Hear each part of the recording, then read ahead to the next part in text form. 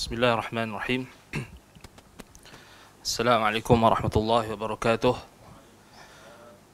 Innal hamdalillah nahmaduhu wa nasta'inuhu wa nastaghfiruh wa na'udzu billahi min shururi anfusina wa min sayyiati a'malina. Man yahdihillahu fala mudilla lahu wa man yudlil fala hadiya lahu.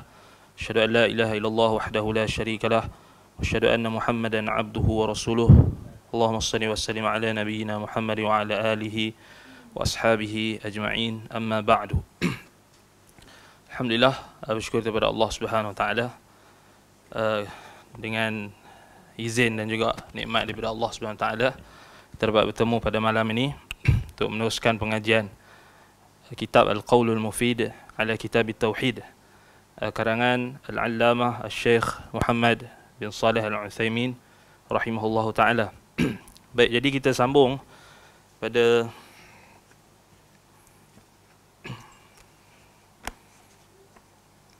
halaman yang ke 76 kan? 75 75 ataupun 75. Baik,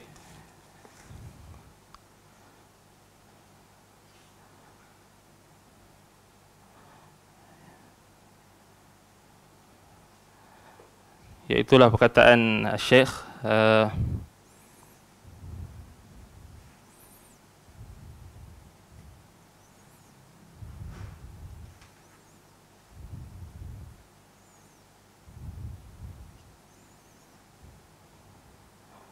amma man wafa Allah subhanahu muhaqqiqan litauhid fa innahu aminun amnan mutlaqa aminun minal khuludi fin nar wa aminun minal azab لأن هذا أقصى ما عنده من الإيمان.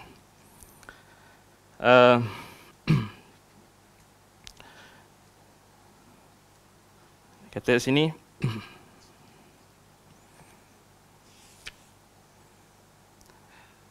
baik, jika imannya sempurna tanpa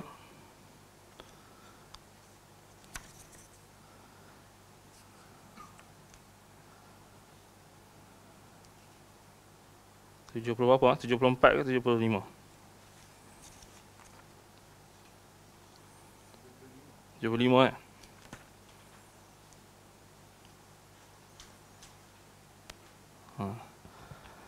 Ada tanda dekat yang versi bahasa Arab tu. Syekh kata sini, ada pun ni ada dekat terjemahan ni, dia ada tertinggal ni. Dia terus masuk.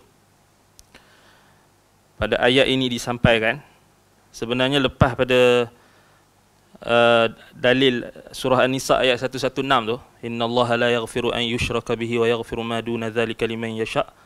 Ada satu lagi statement Syekh yang tak diterjemahkan. Syekh kata sini, amma man wafa Allah subhanahu muhaqqiqan li tauhid. Adapun mereka yang memenuhi janji Allah subhanahu wa ta'ala dengan mentahqiq tauhid, dengan merealisasikan tauhid, maka sesungguhnya baginya keamanan dengan keamanan yang mutlak. Fa innahu aminun amnan mutlaqah. Ada tertinggal kat sini. Kan sebelum tu kan cerita tentang orang yang melakukan dosa besar, murtakibul kabirah, al-kabair, dia berada dalam kehendak Allah kan. Kemudian Syekh bawakan dalil ayat surah An-Nisa ayat 116 tu. Lepas tu sebenarnya ada kenyataan Syekh lagi. Dalam kitab asal ada kenyataan lagi, satu perenggan. Tak panjang sangat, tapi hanya 2 baris sahaja. Jadi mungkin itulah kita kata inilah terlepas pandanglah penterjemah. Baik, adapun ni yang kenyataan Syekh yang tak diterjemahkan ni, saya anda bacakan. Amma man wafa Allah subhanahu muhaqqiqan li tauhid. Adapun mereka yang memenuhi janji Allah dengan merealisasikan tauhid. Dengan merealisasikan tauhid, muhaqqiqan li tauhid. Apa maksud tahqiq tauhid? Nanti kita akan masuk bab yang khusus. Li'anna fa innahu aminun amnan mutlaqa. Sesungguhnya dia akan mendapatkan keamanan dengan keamanan yang mutlak. Aminun minal khuludi finnar, keamanan daripada ancaman kekal di dalam api neraka. Wa aminun minal azab, dan aman daripada azab. Lianna hadha aqsa ma indahu minal iman, kerana hal ini adalah kemuncak tertinggi yang ada di sisinya berupa iman. Hadza aqsa ma indahu minal iman. Kerana hal ini, hadza tu merujuk kepada tahqiq dia terhadap tauhid. Kerana hal ini menunjukkan dia telah mencapai kemuncak daripada iman. Apa yang ada di sisinya berupa iman. Maknanya sebelum ni kan bincangkan tentang mutlaqul amn dengan amnun mutlaq kan. Jadi orang yang dapat amnun mutlaq, keamanan yang mutlak, adalah orang yang merealisasikan tauhid. Ini maknanya tak terjebak dalam syirik. Dan dia akan dapat keamanan daripada apa? Daripada rasa aman daripada ancaman daripada kekal dalam neraka, dan keamanan juga daripada azab.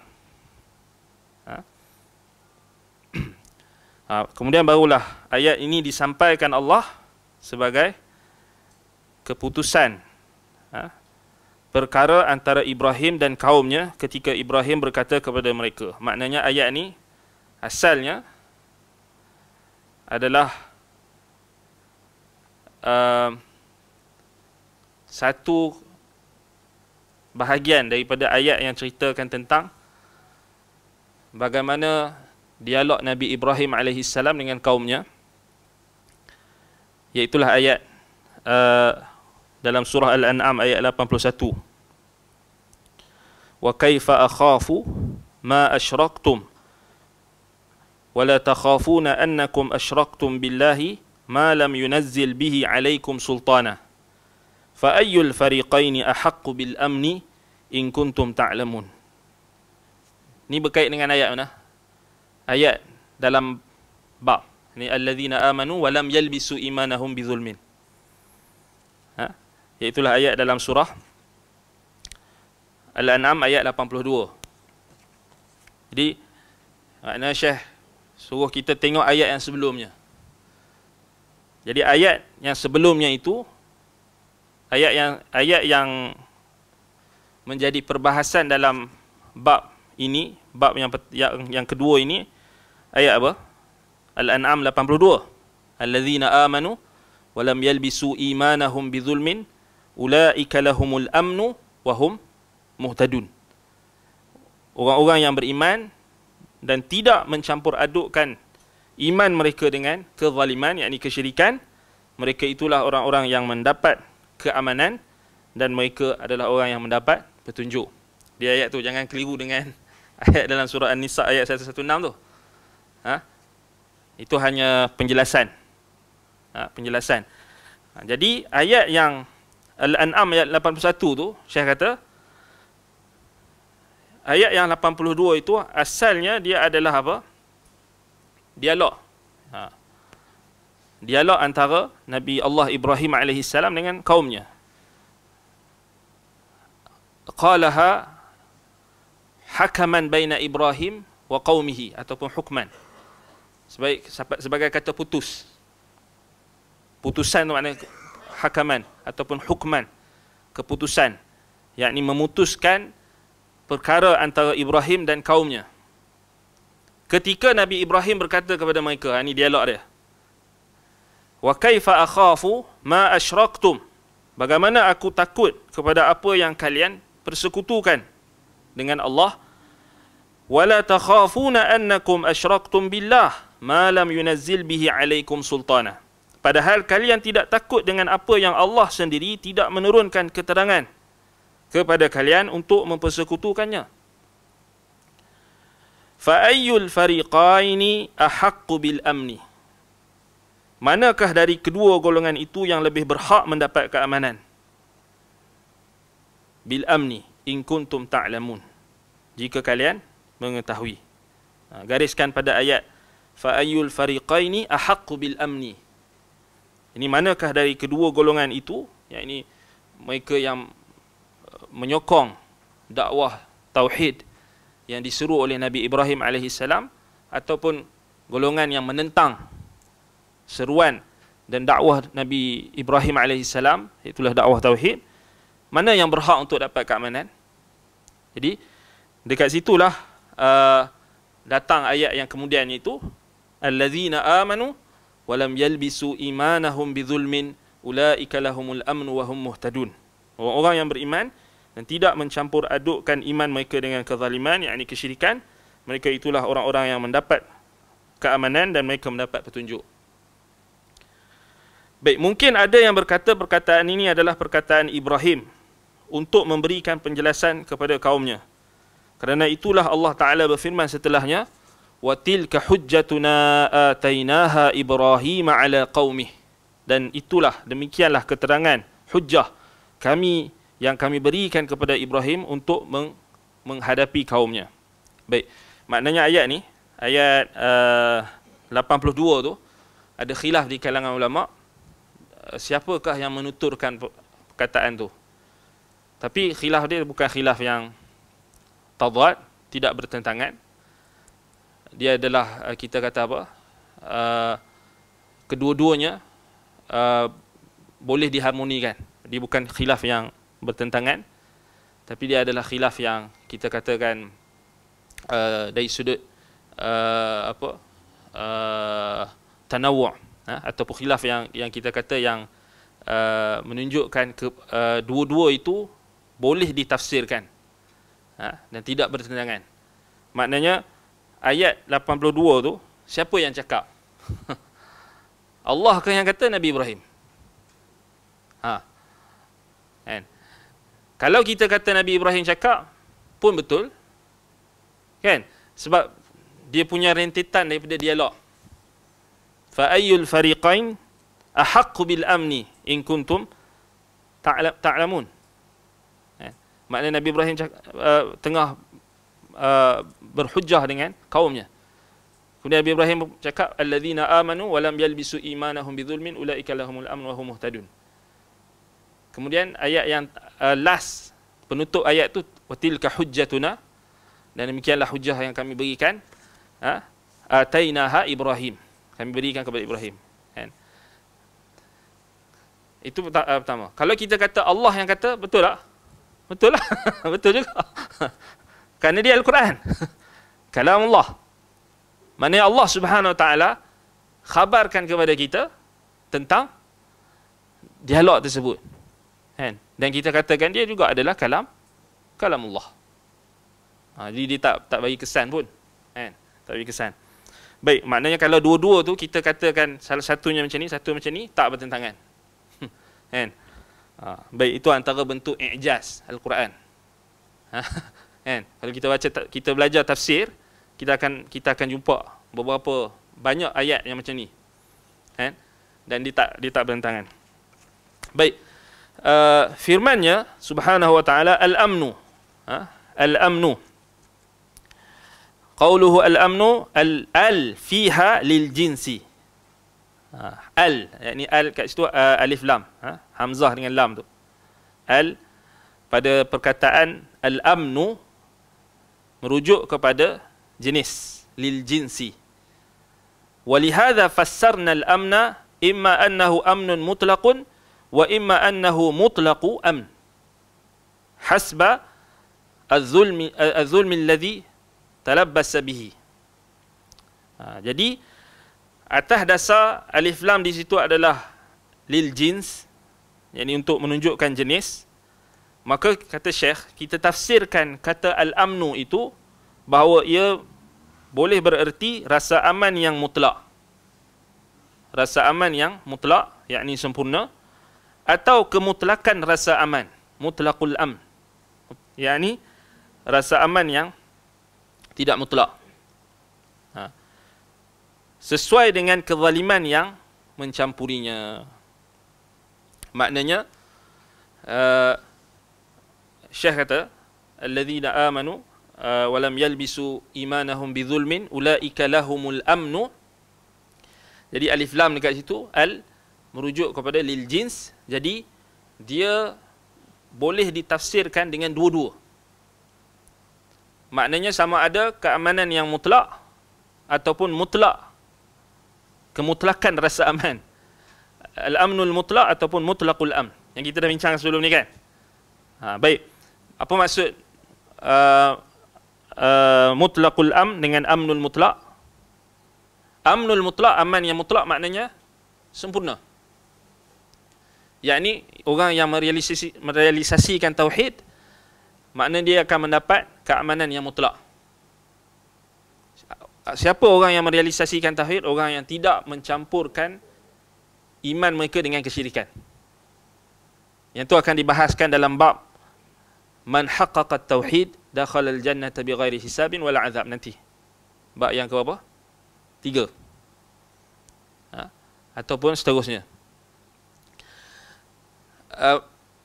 Mutlaqul amn, kemutlakan rasa aman.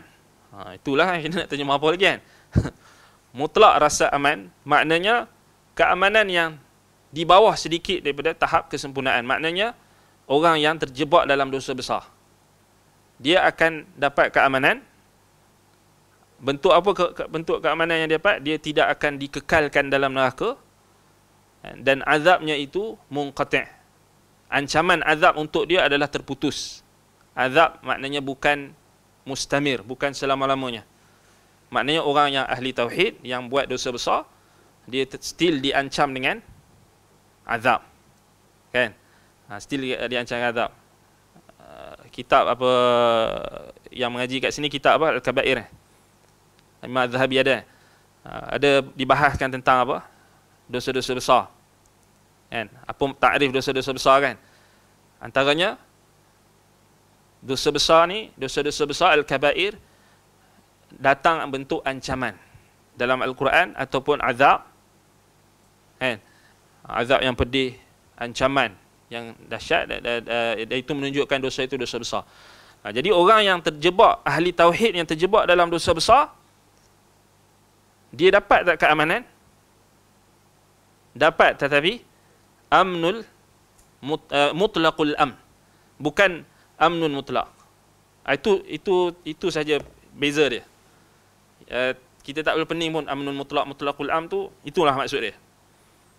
Kan? Amnul mutlaq maknanya keamanan yang mutlak yang sempurna. Maknanya kalau dia tidak terjebak dalam dosa-dosa besar. Mutlaqul amn, kalau dia terjebak dalam dosa-dosa besar, dia still dapat rasa aman tu. Dalam keadaan dia diancam dengan azab, tapi dia masih lagi mendapat jaminan keamanan. Baik, jadi itu maksudnya. Orang kafir ada keamanan? Tak ada langsung lah. Tak ada. Maknanya kalau dia kufur kepada Allah Subhanahu Wa Taala ataupun musyrik, dia akan dapat tak keamanan? Tidak. Tidak akan mendapat keamanan. Keamanan di sini makna dalam arti kata maknanya jaminan daripada Allah Subhanahu Wa Taala. Cuma kalau diperincikan, orang yang terbuka untuk menerima Islam, dia dapat tak keamanan? Dia dah dapat tempias keamanan. Kan? Orang yang berminat kepada Islam, contohnya kita katakan ada orang kafir, dia dengar azan. Dia dengar azan tu dia tak faham pun, tapi dia kata aku dengar azan ni, tenang. Itu apa? Aman tak? Tapi aman, tapi bukan aman yang sempurna, bukan juga bukan amnul mutlak, bukan mutlaqul amn, tapi dia adalah atharul amn, kesan keamanan tu. Apa lagi contoh akhlak yang mulia? Akhlak yang mulia yang ditunjukkan oleh orang Islam kepada orang bukan Islam. Misalnya orang kafir tu, dia tengok orang Islam buat baik kat dia. Lepas tu dia tertarik dengan Islam. Itu athar, kesan daripada iman. Kesan daripada iman. Dia maknanya dia muqaddimah, dia nak dapat Islam lah tu. Sebab tu kita kena jaga akhlak. Kan? Takut kita jadi asbab orang tak mau masuk Islam. Na'udzubillah. Kan, banyak dah asatizah kita cerita macam mana ada orang yang tak mau masuk Islam pasal dia tengok orang Islam tu tidak berakhlak atau menunjukkan contoh yang tidak baik. Wallahul musta'an. Baik.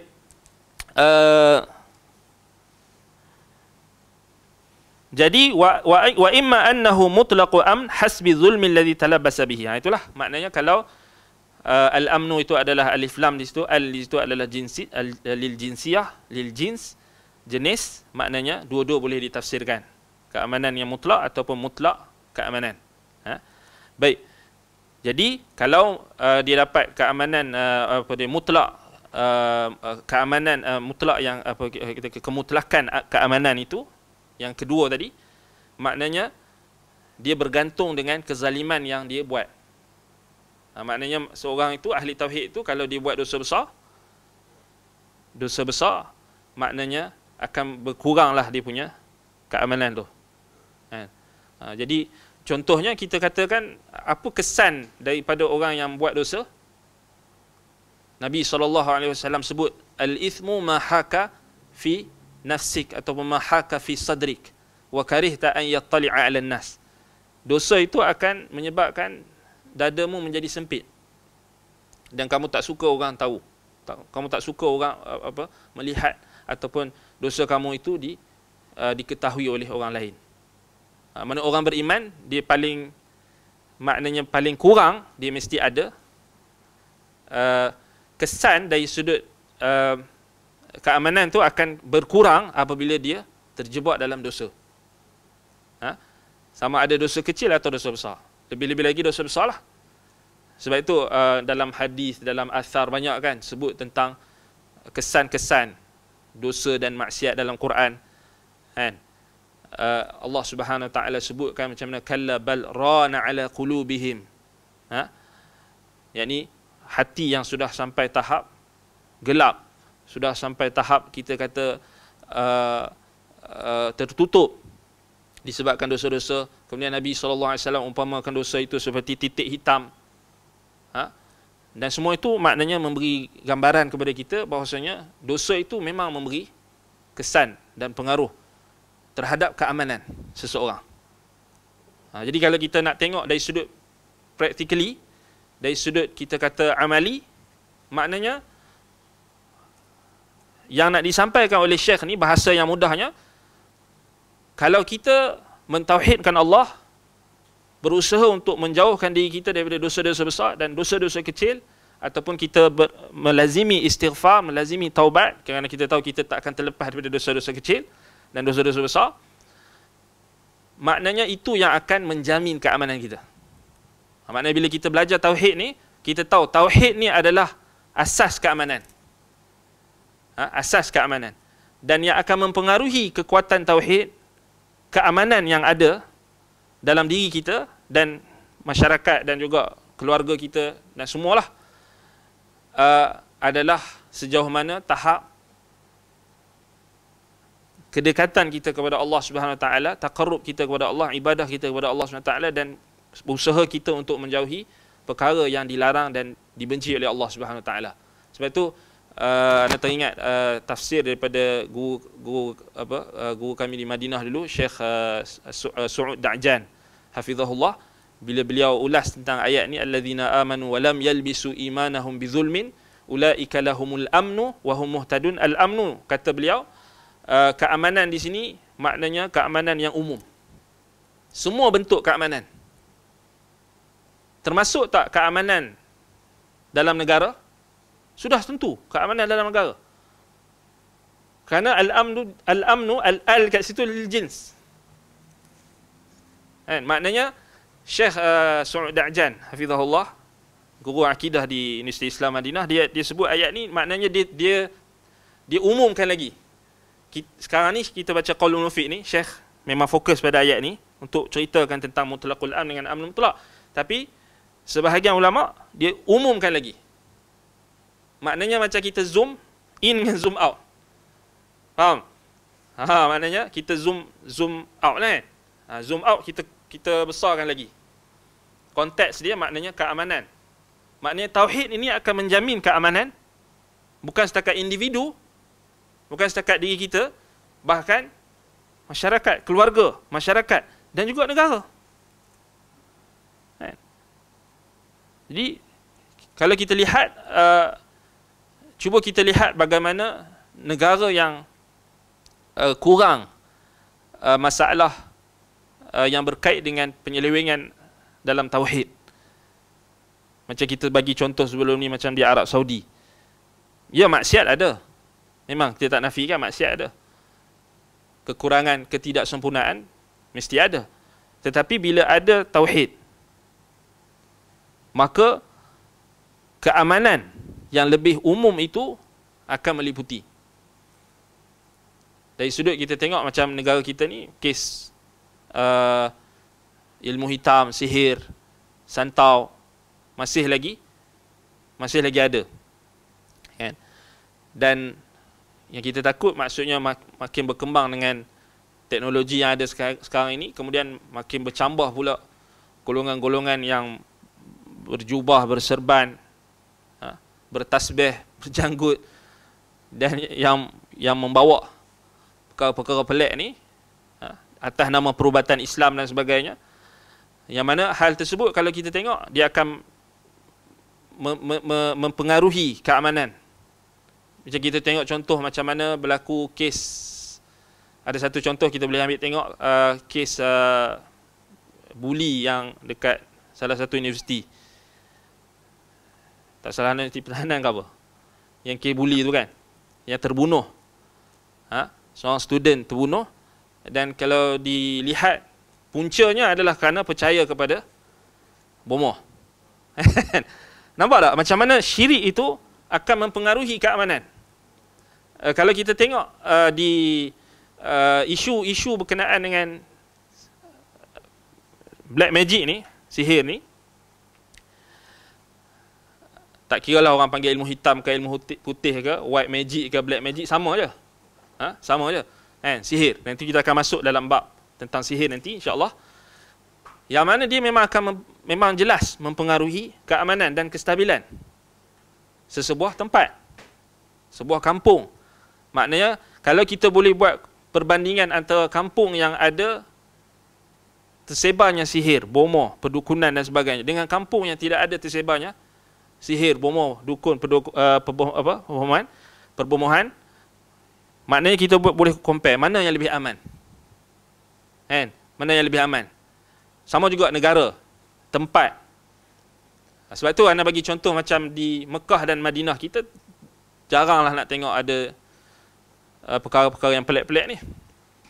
Khususnya di Mekah dengan Madinah lah. Kita tak pernah tengok anak-anak kecil atau budak-budak kecil ni takut hantu ke apa, tak ada. Tak ada tapi berbeza dengan tempat yang tidak kita kata tidak ada samimul amn, yakni asas dan teras keamanan tu. Sebab itu Syekh As-Su'ud Da'jan dia sebutkan tauhid itu adalah teras bagi keamanan secara mutlak. Kalau kita nak dapatkan keamanan, tauhidkan Allah. Itu maksud dia. Itu maksud dia. Sama ada individu, keluarga, masyarakat dan negara.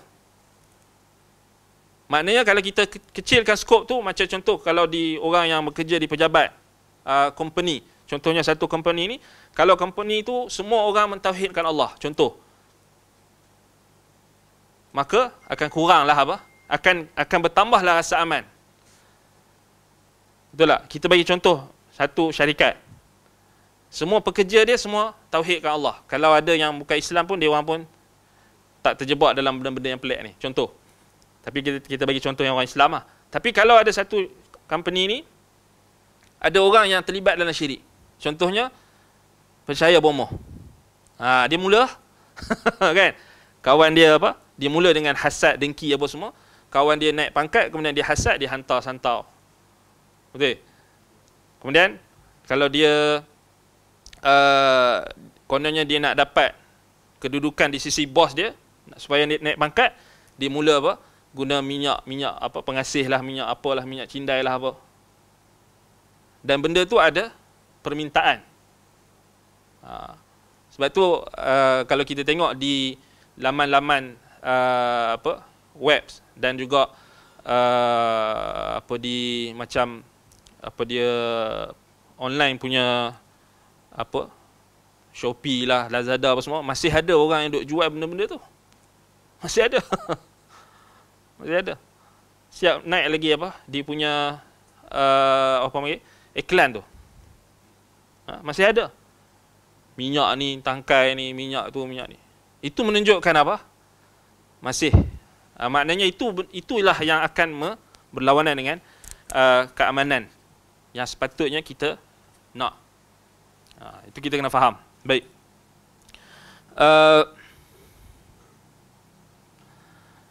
Wa qawluhu wa hum muhtadun. Baik, firman Allah Subhanahu Wa Taala, dan mereka mendapat petunjuk. Mereka itu mendapat petunjuk. Maknanya bila kita sebut contoh-contoh tadi itu, maknanya kita kena bersungguh-sungguh lagi lah untuk dakwah tauhid ni. Maknanya tak boleh kita anggap benda ni kita kata tak penting, ataupun kita kata ini bukan isu utama. Tak, ini isu utama. Bila kita sebarkan tauhid, itu kita dah sebarkan satu asas dan teras keamanan. Sebab ni dalil dia ni, surah Al-An'am ayat 82 ni. Ini maknanya orang yang nak aman, tauhid dengan Allah. Terjebak saja dalam syirik, takkan aman. Confirm. Sebab Allah Subhanahu Wa Taala jamin. Allah Subhanahu Wa Taala yang kata. Kan? Baik. Dan mereka mendapat petunjuk, wahum muhtadun. Maksudnya mereka mendapat petunjuk hidayah di dunia menuju kepada syariat Allah dengan ilmu dan amal. Falihtida'u bil ilmi hidayatul irsyad, kata Syekh. Maknanya memperolehi petunjuk dengan ilmu adalah hidayah irsyad. Irsyad maknanya bimbingan. Maknanya di sini tafsir kepada wahum muhtadun. Dah mereka dapat keamanan, mereka mendapat petunjuk. Orang yang mentauhidkan Allah, orang yang tidak mencampur adukkan iman mereka dengan syirik, mereka akan mendapat keamanan dan mereka akan mendapat petunjuk. Petunjuk bermaksud di sini adalah hidayah di dunia. Apa bentuk hidayah di dunia? Iaitulah hidayah yang Allah Ta'ala berikan kepada syariat melalui ilmu dan amal. Itu spesifik. Tak boleh umum-umum. Jadi nak dapat hidayah mesti kena berilmu dan beramal. Tak boleh beramal sahaja tanpa ilmu. Amalan, buat amal, beramal, kita beramal. Tetapi ilmu ni tak payahlah. Tak boleh. Tak dapat petunjuk. Mesti kena ada ilmu. Mesti kena ada ilmu, wajib. Jadi ihtidak bil ilm, mendapat petunjuk dengan ilmu itu adalah bentuk hidayah al-irsyad. Wal ihtida'u bil amal hidayatut taufiq. Mendapat petunjuk untuk mengamalkan ilmu yang telah didapati atau diperolehi, diberikan, maka itu adalah hidayah taufiq. Itu beza antara hidayah irsyad dengan hidayah taufiq. Kita sekarang ni kita belajar, yang sampaikan ini guru kita sampaikan, maknanya dia tengah bagi hidayah irsyad, dia tengah membimbing. Kan? Dia tengah membimbing, dia bagi hidayah irsyad. Tetapi yang nak bagi hidayah taufik Allah. Apa maksud hidayah taufik? Maknanya beramal dengan ilmu yang dia pelajari. Beramal dengan ilmu yang dia pelajari. Itu maksud dia. Wa muhtaduna fil akhirah ilal jannati. Dan mendapat petunjuk di akhirat menuju kepada syurga. Petunjuk di akhirat, hidayah di akhirat pula, apa maksud dia? Iaitulah menuju ke syurga. Berdasarkan firman Allah Subhanahu wa taala, "Uhsyurul ladzina zalamu wa azwajahum wa ma kanu ya'budun min dunillahi fahduhum ila siratil jahim." Ini diperintahkan kepada malaikat, kumpulkanlah orang-orang yang zalim, yakni orang yang syirik, beserta rakan-rakan, teman sejawat mereka dan apa yang dahulu mereka sembah selain Allah, lalu tunjukkanlah kepada mereka. Fahduhum, tunjukkanlah kepada mereka, ila siratil jahim, kepada jalan ke neraka Jahannam, Jahim. Inilah petunjuk di akhirat untuk orang-orang yang melakukan kezaliman, yakni orang yang melakukan syirik. Mereka ditunjukkan kepada jalan menuju ke neraka. Maka kebalikannya, di sini kata Syekh di sini, fayakunu muqabiluha, maknanya mukhalafatuha. Mafhum mukhalafah. Ayat ni tak cerita pasal hidayah apa? Ke syurga, betul tak? Cerita pasal hidayah ke neraka. Ada hidayah ke neraka? Ada. Quran kata ada hidayah ke neraka. Tak pernah dengar ni. Ni first time dengar ni, hidayah ke neraka. Selalu kata hidayah ke syurga je. Hidayah kepada kebaikan. Ada tak hidayah kepada kesesatan? Kalau ayat ini menunjukkan Allah menggunakan istilah hidayah, maknanya Allah kata fahduhum ila siratil jahim. Allah kata kat malaikat, hidayahkan kepada mereka, makna tunjukkan kepada mereka jalan neraka Jahannam, jalan menuju kepada neraka Jahannam. Jadi Syekh gunakan mafhum mukhalafah, maknanya ayat ni cerita pasal orang-orang yang zalim akan ditunjukkan oleh malaikat jalannya ke neraka. Mafhum mukhalafah atau muqabiluha, keterbalikannya, maknanya yang sebaliknya, orang-orang yang mentauhidkan Allah, orang-orang yang beriman akan ditunjukkan jalan ke syurga. Ini di akhirat. Boleh tak kita kaitkan dengan di dunia? Maknanya kalau orang yang zalim, orang yang syirik, orang yang buat syirik kepada Allah ni, dia akan ditunjukkan jalan ke neraka.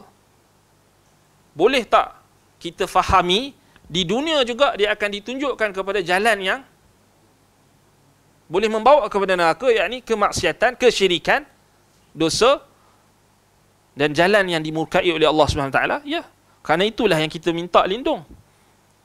Ihdinas siratal mustaqim. Kita minta apa? Allah hidayahkan kita jalan yang lurus di dunia dan di akhirat. Siratal ladzina an'amta alaihim ghairil maghdubi alaihim waladdallin. Jadi kita minta jalan orang yang Allah bagi nikmat, yakni jalan Nabi dan sahabat, orang-orang beriman, minan nabiyyin was-siddiqin wasyuhada'i was-salihin. Bukan ghairil maghdubi alaihim, bukan jalan orang yang engkau murkai, yakni Yahudi, dan ad-dallin, yakni orang Nasrani. Yahudi, mereka dimurkai kerana mereka tidak mengamalkan ilmu mereka. Mereka ada ilmu tapi mereka tidak beramal. Nasrani, mereka dal, mereka sesat sebab mereka beramal tanpa ilmu. Beramal tanpa ilmu. Baik. Sebab dalilnya, maknanya kita boleh katakan ayat ni menunjukkan orang-orang yang memilih jalan kesesatan di dunia ini, mereka juga dimudahkan oleh Allah untuk memilih jalan tersebut. Maknanya Allah tunjukkan, dah mereka pilih jalan tersebut, Allah tunjukkan. Tapi kita tak sebut hidayah lah. Tetapi ada tak dalil yang menunjukkan Nabi SAW memaksudkan dengan makna tersebut? Ada. Antaranya, Nabi menggunakan perkataan pendakwah. Dalam hadis Huzaifah bin Al-Yaman radhiyallahu an, Yang mana Nabi SAW ketika menyifatkan golongan yang tidak bersunnah dengan sunnah Nabi dan tidak berpetunjuk dengan petunjuk Nabi SAW, mereka menyeru manusia kepada jalan tersebut. Nabi kata, du'atun ala abwabi jahannam. Mereka adalah pendakwah-pendakwah yang menyeru manusia di atas pintu-pintu neraka jahannam. Wal'iyadzubillah. Maknanya, boleh tak kita gunakan apa? Hidayah tu juga, kalau orang itu dia pilih kepada jalan keburukan, dia akan dapat petunjuk kepada jalan keburukan. Tapi selalunya tak gunalah. Tapi boleh tak? Sebab ni malaikat Allah kata fahduhum ila siratil jahim. Maknanya dalam hadis Huzaifah, Nabi kata du'atun ala abwabi jahannam, maknanya mereka menyeru kepada pintu-pintu neraka jahannam, jalan-jalan yang membawa kepada kebinasaan. Tapi jaranglah orang kata kan, saya meminta hidayah untuk sesat. Tak ada. Tak boleh kan. Hidayah tu bila dah terjemah dalam bahasa kita, memang dia akan jadi positif saja. Tapi dalam bahasa Arab dia tidak. Sebab tu penting belajar bahasa Arab. Penting kita kena tahu bahasa Arab supaya orang tak mudah tipu kita. Ini letak sikit nama pendakwah kan, letak sikit nama da'i sekian, kemudian kita terpedaya kan? Mudah terpedaya dengan bahasa, dengan istilah yang dipermainkan, dimain-mainkan atau diambil kesempatan. Wallahul musta'an. Baik. Jadi kata Syekh dekat sini, hadhihi hidayatul akhirah wa hiya lil ladzina zalamu ila siratil jahim. Dan inilah hidayah akhirat yang Allah berikan kepada orang-orang yang zalim menuju kepada siratil jahim, yakni jalan neraka jahannam. Fayakunu muqabiluha anna ladzina amanu wa lam yadhlimu yahduna ila siratin na'im. Maka lawannya, maka menjadilah muqabiluha, lawannya, orang-orang yang beriman dan mereka tidak menzalimi diri mereka. Maknanya mereka yang tidak mencampur adukkan keimanan mereka dengan kezaliman, yakni kesyirikan, mereka itu akan mendapat petunjuk ke jalan yang penuh kenikmatan, iaitulah syurga, siratin na'im. Baik.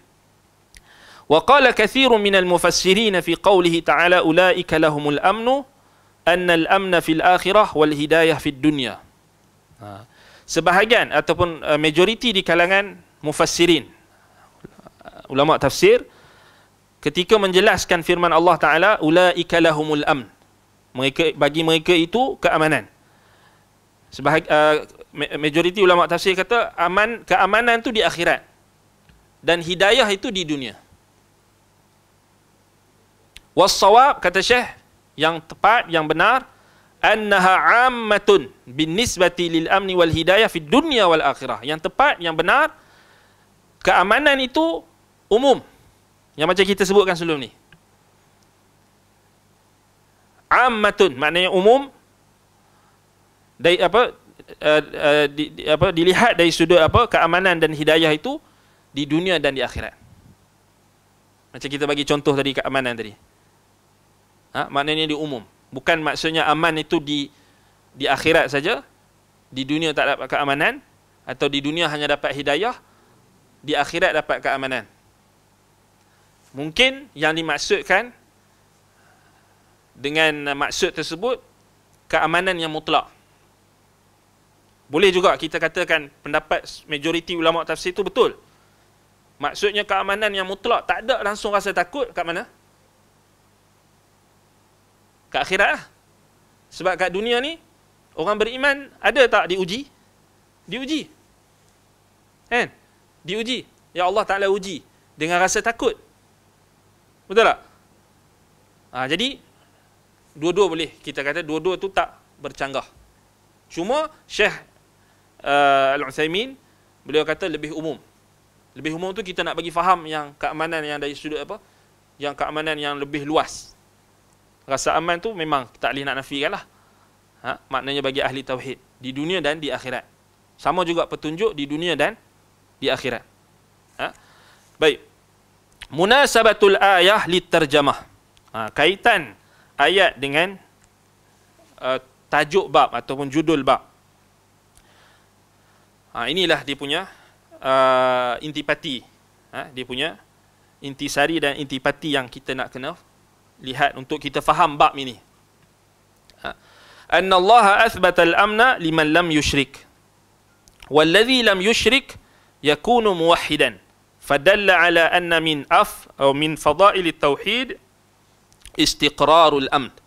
Allah menetapkan rasa aman untuk orang yang tidak melakukan syirik. Orang yang tidak melakukan syirik adalah ahli tauhid. Muwahhid.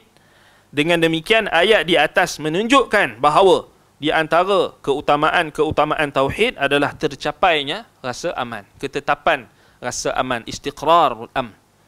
Tetapnya rasa aman. Rasa aman tu apa? Yang kita sebut tadi.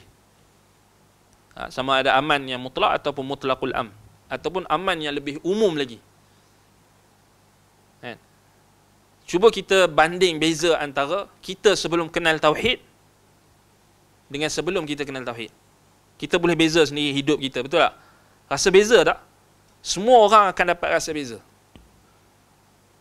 Cuba bezakan masa jahiliah kita dengan masa kita kenal dah tauhid. Sebab tu nikmat tauhid ni nikmat yang tidak ada tolak bandingnya. Nikmat yang paling besar sekali. Nikmat yang paling besar, nikmat tauhid. Sebab tu kita kena bersyukur.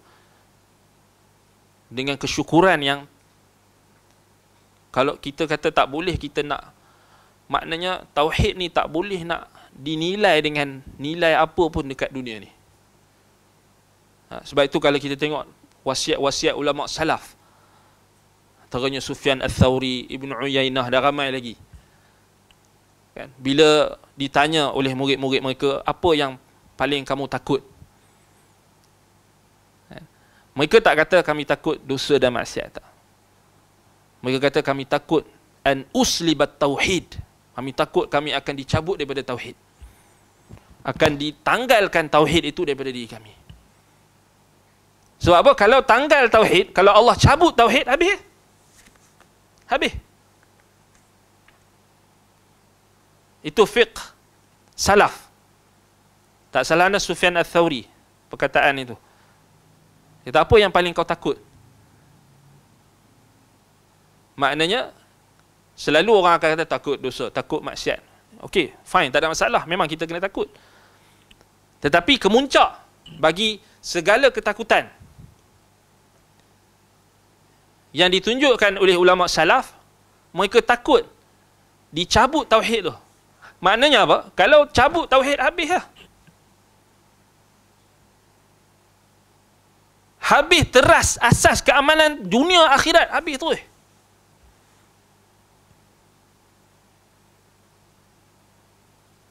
Kalau ada dosa, Allah tak ampunkan. Betul tak? Kat situ fiqh salaf. Sebab itu kenapa dakwah para nabi dan rasul, mereka menyeru yang pertama sekali dan paling utama, manifesto utama mereka mengajak kepada tauhid. Sebab dia teras keamanan.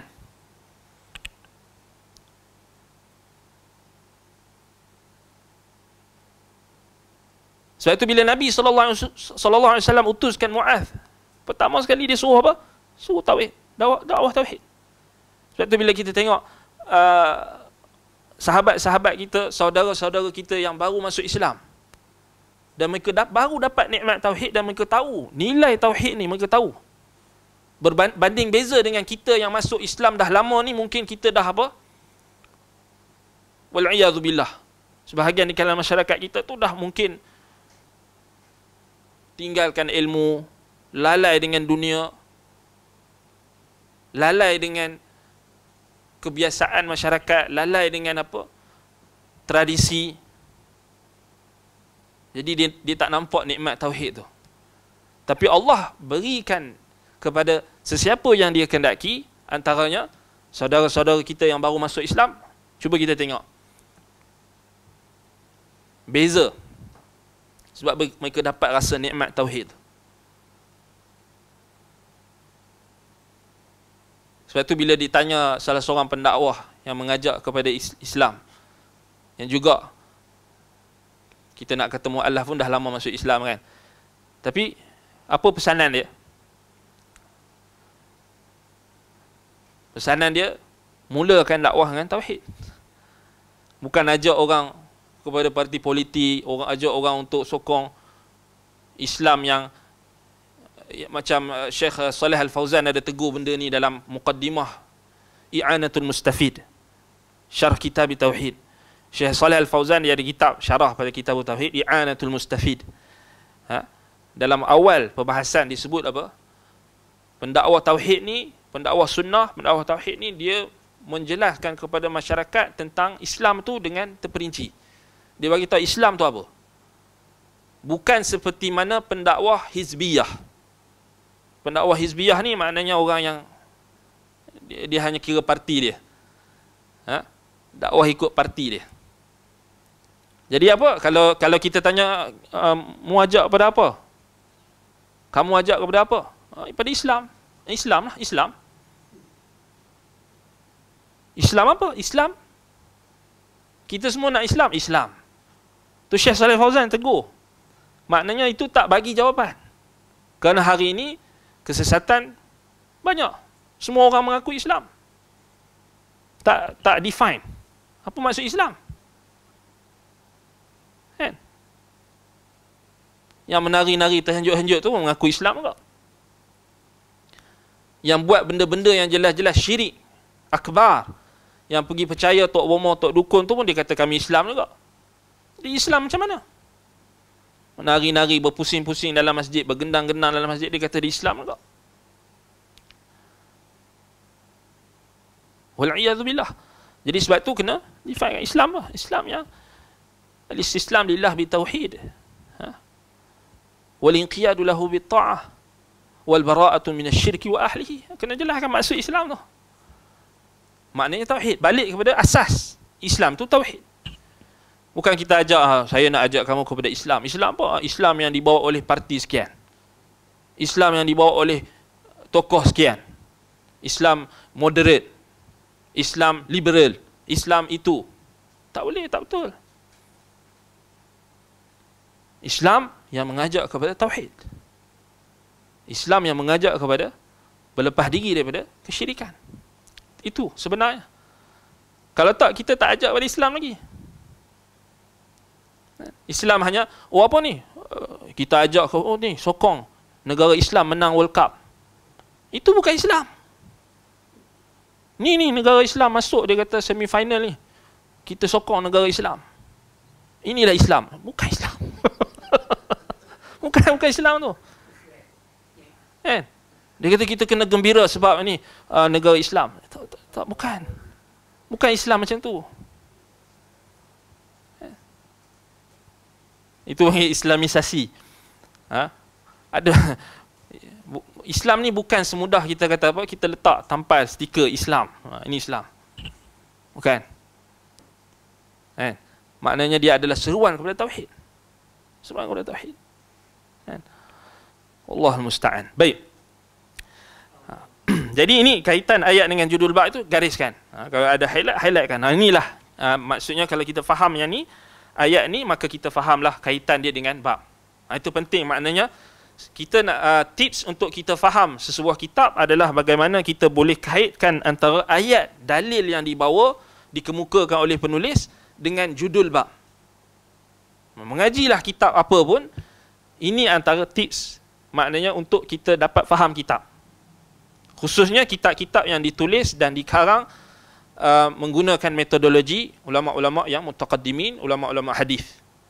Macam kitab Tauhid ini, Syekh Muhammad bin Abdul Wahhab rahimahullah, beliau karang dengan metod ahlul hadis, metod muhaddisin.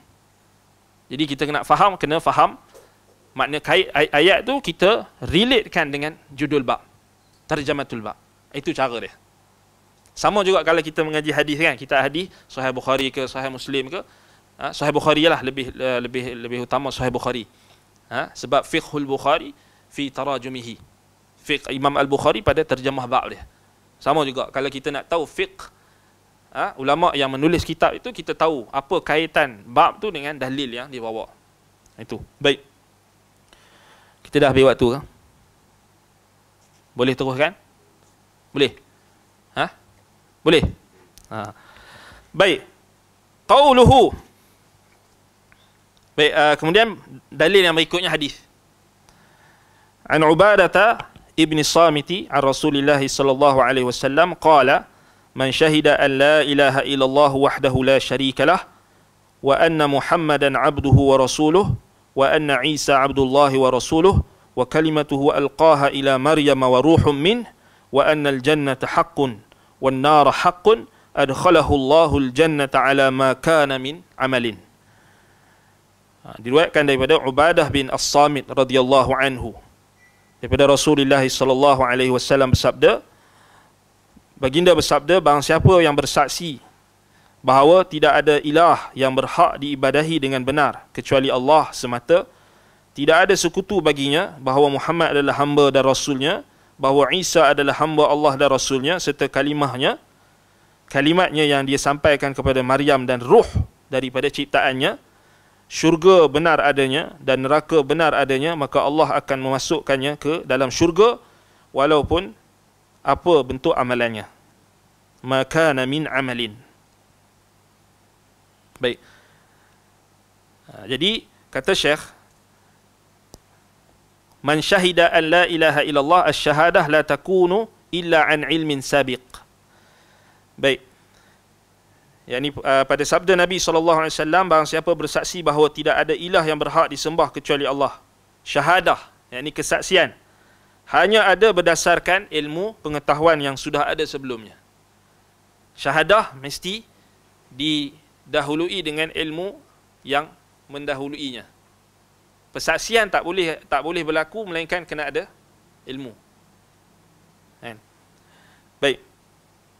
Dan Allah Ta'ala berfirman, dalilnya dalam surah Az-Zukhruf ayat 86. Illa man syahida bil haqqi wa hum ya'lamun. Itu dalil dia. Kecuali orang-orang yang mengakui yang hak, yakni tauhid, dan mereka mengetahui, meyakini, mengetahui, ya'lamun. Baik. Ilmu tersebut boleh berupa ilmu yang dipelajari dan boleh juga berupa ilmu yang bersifat naluriyah. Naluriyah maknanya apa? Dalam bahasa Arab disebut ghariziyan. Ghariziyan. Ilmu yang maknanya fitrah. Yang Allah Ta'ala dah bekalkan kepada kita. Itu maksud fitrah. Sebab itu Syekh berdalilkan dengan ilmu fitrah ni, maknanya yang dah sedia ada Allah Ta'ala bekalkan kepada kita semenjak penciptaan. Dalilnya hadis Nabi SAW, kullu mauludin yuladu alal fitrah. Maknanya itu ilmu yang naluriyah. Maknanya Allah Ta'ala dah cipta setiap kita ni lahir ke dunia ada fitrah. Fitrah ditafsirkan oleh ulama maknanya Islam. Maknanya rasa untuk mengabdikan diri, rasa untuk bertuhan itu sudah ada semenjak kita lahir. Itu ilmu yang dikategorikan oleh Syekh sebagai bersifat dengan naluriyah.